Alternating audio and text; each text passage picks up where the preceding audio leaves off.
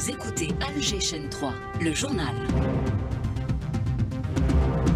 Et il vous est présenté par Walid Selmen. Bonjour Walid. Bonjour Soraya, mesdames, messieurs, bonjour. Et au sommaire de la matinale de ce vendredi 20 décembre, le président de la République, Abdelmajid Tebboune, inaugure la 32e édition de la foire de la production nationale. 600 exposants y prennent part.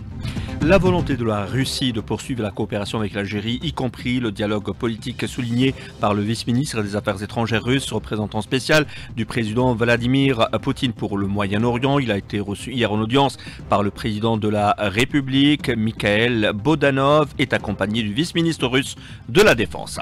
Généralisation du financement agricole à toutes les banques, annonce du ministre des Finances. L'Aziz Faïd intervenait hier lors d'une séance de questions orales au Conseil de la Nation.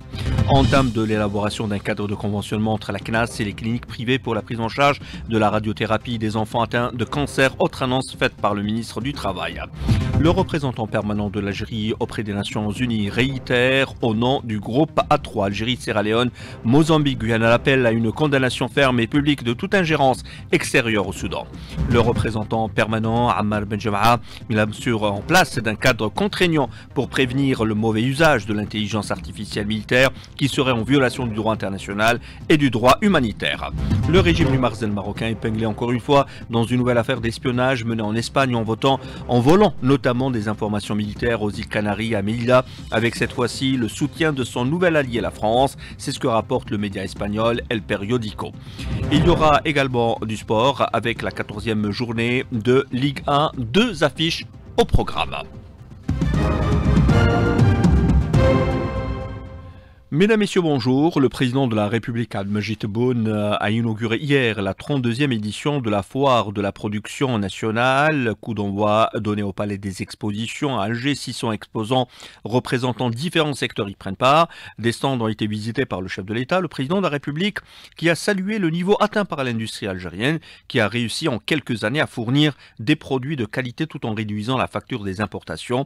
L'occasion pour le chef de l'État d'affirmer que la priorité en matière de production était de répondre à la demande locale avant d'envisager l'exportation. Rimboukadoma.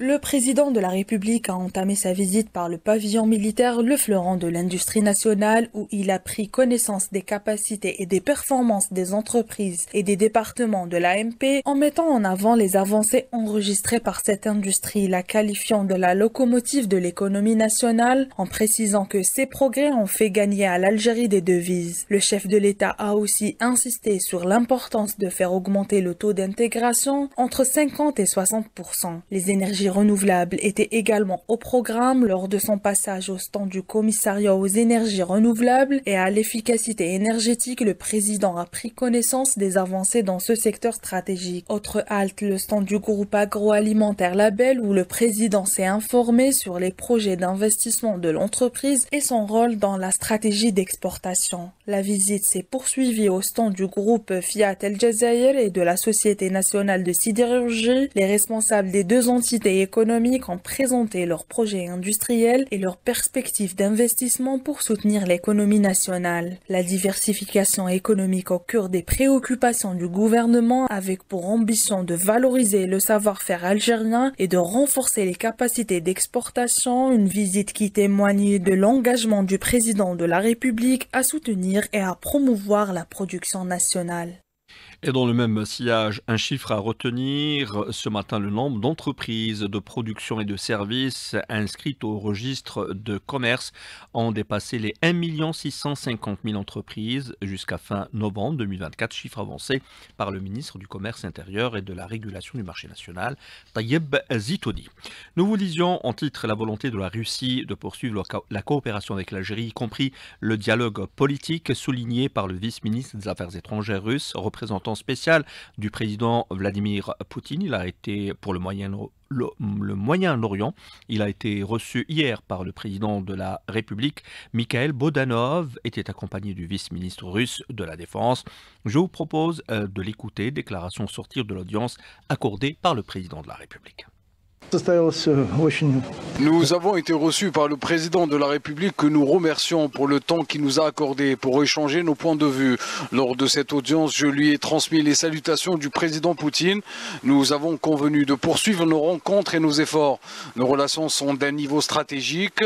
Nous avons passé en revue les excellentes relations bilatérales, mais aussi la situation prévalente dans la région du Sahel. Nous avons pu échanger nos points de vue. Je remercie encore une fois le président de la République pour le temps qu'il nous a consacré pour débattre de ces questions. Nous sommes disposés à poursuivre ces rencontres et à consolider la coopération bilatérale, notamment dans le domaine politique.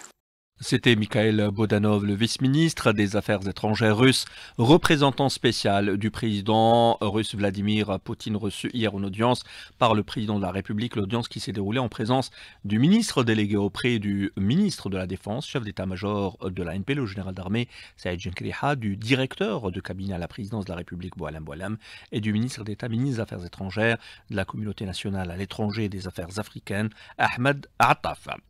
Plusieurs ministres ont répondu hier aux questions des sénateurs lors de la séance questions orales au Conseil de la Nation. Retour ce matin sur les principales interventions des ministres de l'énergie, de l'agriculture et du travail dans cette synthèse signée Hakima Kamal. Des montants importants de sponsoring des clubs sportifs et des infrastructures sportives, a déclaré Mohamed Arkab, ministre de l'Énergie. Sonatrach, Sonarem, Sonega sont les entreprises pourvoyeuses de financement. Des 9 clubs foot première division aux 15 clubs deuxième division à 150 clubs sportifs multidisciplinaires. Le programme de raccordement au gaz a également figuré parmi les préoccupations des sénateurs. Le raccordement au gaz des habitants de hameaux et villages enclavés qui est en cours de raccordement, soit par gaz butane ou sur la base des programmes d'énergie renouvelable, a déclaré le ministre des Finances. 99% de raccords à l'énergie de l'ensemble du pays, c'est la conclusion du programme initié par le gouvernement. Le financement de l'agriculture, les banques tous azimuts seront associées à l'octroi de crédits agricoles, a également souligné le ministre des Finances. 575 milliards de dinars sont consacrés en 2025 aux investissements agricoles. L'emploi, la sécurité sociale en 2024, l'ANEM a reçu 2 millions de demandes d'emploi, a signalé le ministre de l'Emploi et de la Sécurité sociale. La plupart de ces demandeurs reçoivent encore les allocations chômage. Il a par ailleurs précisé que la sécurité sociale couvre 100% les soins des enfants malades cancéreux en convention avec les cliniques privées. Le ministre a aussi mentionné que 150 milliards de dinars sont versés au secteur de la santé. Et vous l'évoquiez à l'instant, Hakima, Faisal Bentaleb, le ministre du Travail, a annoncé l'entame de l'élaboration d'un cadre de conventionnement entre la CNAS et les cliniques privées pour la prise en charge de la radiothérapie des enfants atteints de cancer. La CNAS s'est garantie une enveloppe de 150 milliards de dinars au secteur de la santé, assure le ministre. Outre le transport sanitaire, nous avons récemment ajouté la couverture sociale des traitements contre le cancer pour les jeunes enfants, notamment la radiothérapie. La Caisse des assurés garantit une enveloppe de 150 milliards de dinars algériens au secteur de la santé. Nous considérons que c'est une contribution importante du secteur du travail, de l'emploi et de la sécurité sociale en complément ou en soutien aux efforts déployés par l'État dans le domaine de la santé. Les revenus du secteur de la sécurité sociale issus des cotisations des assurés sociaux font de notre secteur un secteur complémentaire à celui de la santé. Et le secteur d'importance, celui de l'habitat face aux enjeux de l'urbanisation rapide et du développement durable. Les pays arabes se mobilisent pour construire des villes résilientes et inclusives. C'est ce qui ressort des recommandations émises lors de la clôture hier du 8e congrès sur l'habitat tenu à Jebti Haladouna. Face aux défis croissants de l'urbanisation et de la durabilité, les pays arabes s'orientent vers une approche coordonnée pour promouvoir des villes résilientes et inclusives. Parmi les recommandations essentielles, il s'agit d'accorder une priorité à l'urbanisme durable, renforcer les échanges d'expériences et les collaborations sur l'urbanisme durable, les bâtiments verts et les matériaux respectueux de l'environnement et mettre en place des politiques publiques pour encourager le logement social et abordable via une coopération entre les secteurs publics, privés et la société civile. Reda Bouhliwa, directeur général de la construction et des moyens de réalisation au ministère de l'Habitat. Parmi ces recommandations, accorder une importance primordiale à l'urbanisme durable, tant dans la pensée que dans la pratique, afin de réaliser des villes sûres, résilientes et durables, en harmonie avec l'objectif numéro 11 des objectifs de développement durable des Nations Unies. De plus, unifier les concepts, les terminologies et les normes liées au logement décent et abordable dans les pays arabes, tout en œuvrant à la mise en place d'une base de données sur l'urbanisme, la construction, l'habitat et la ville, en tenant compte des spécificités de chaque pays arabe dans le cadre d'une vision commune du travail arabe conjoint. Et enfin, élaborer des politiques gouvernementales visant à promouvoir le logement social et abordable grâce à la coopération entre tous les secteurs, notamment publics, privés et sociétés civiles, en adoptant une approche collaborative pour financer un logement décent. Ces recommandations illustrent une prise de conscience collective des pays arabes face aux enjeux du développement urbain durable.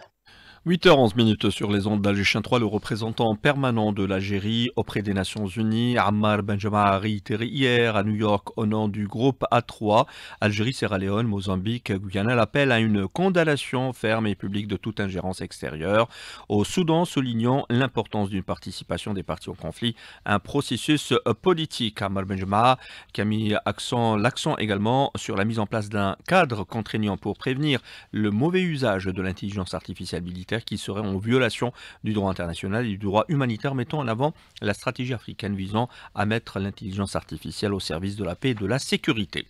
Le régime du Marzen marocain épinglé encore une fois dans une nouvelle affaire d'espionnage menée en Espagne en volant notamment des informations militaires aux îles Canaries et à Melilla, avec cette fois-ci le soutien de son nouvel allié, la France. C'est ce que rapporte le média espagnol El Periódico. Le média ibérique a rapporté qu'un réseau de 4 espions du service de renseignement du Maroc, dirigé par Yassine Mansouri, cité comme acteur clé d'ailleurs du scandale des eurodéputés soudoyés, envolé des informations militaires aux îles Canaries à Melilla avant de prendre la fuite.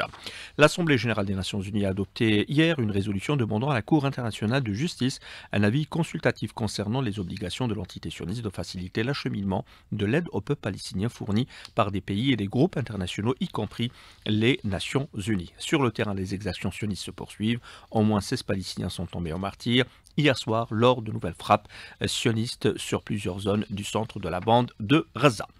Retour chez nous, coup d'envoi hier à Constantine des premières journées internationales de l'art de la marionnette. Une manifestation qui va durer jusqu'au 23 décembre et rassemble plusieurs artistes venus des 4 coins du pays, mais également de l'étranger. Haït Karboua est notre correspondante permanente à Constantine. L'art de la marionnette n'est plus considéré comme un art mineur. Ce théâtre d'objets a acquis ses lettres de noblesse et considéré aujourd'hui comme un art majeur, même plus. Car pour les marionnettistes, cet art touche à tout, au théâtre, à la sculpture, à la musique, à la danse, à la peinture, sans oublier tous les métiers qui lui sont liés. Écoutons Nourdine Beshkri, président d'honneur de l'Association nationale des arts de la marionnette. L'idée est venue par rapport un peu à l'absence et aussi l'oubli de cet art qui est la marionnette. Et maintenant la marionnette, je peux vous dire que c'est devenu un élément important dans les moyens de communication, surtout pédagogique. Les gens ailleurs utilisent la marionnette pour mieux communiquer avec l'enfant, avec l'élève, pour encore, si je peux dire, réanimer l'art de la marionnette. Maintenant il y a d'autres techniques. Maintenant il y a des techniciens, il y a des formateurs de renom mondial. Il y a aussi la présence aujourd'hui de plus d'une dizaine de techniciens et la manipulation de la marionnette. Il y a des pays qui sont invités comme l'Irak, la Palestine, la Tunisie, l'Espagne et d'autres. Mais en parallèle, il y a des ateliers de formation encadrés par ces compétences qui sont venus d'ailleurs. En marge des spectacles qui intéressent les enfants et pas seulement les enfants, des ateliers se tiendront jusqu'au 23 de ce mois, en plus des performances de certains artistes venus de l'étranger. La marionnette reste cet outil de divertissement, d'éducation et même de thérapie. Constantine Hayat Karboua, Alger 3. Et du sport pour terminer avec l'entame de la 14e journée de Ligue 1. Aujourd'hui, deux affiches au programme. USM Khenchela, US Biskra, Mouloudia d'Alger, Asso, Echlef. Les précisions dans quelques instants dans Matin Sport avec Ali Hamouche. Mais avant cela, les nouvelles du temps avec Soraya. Très bonne écoute.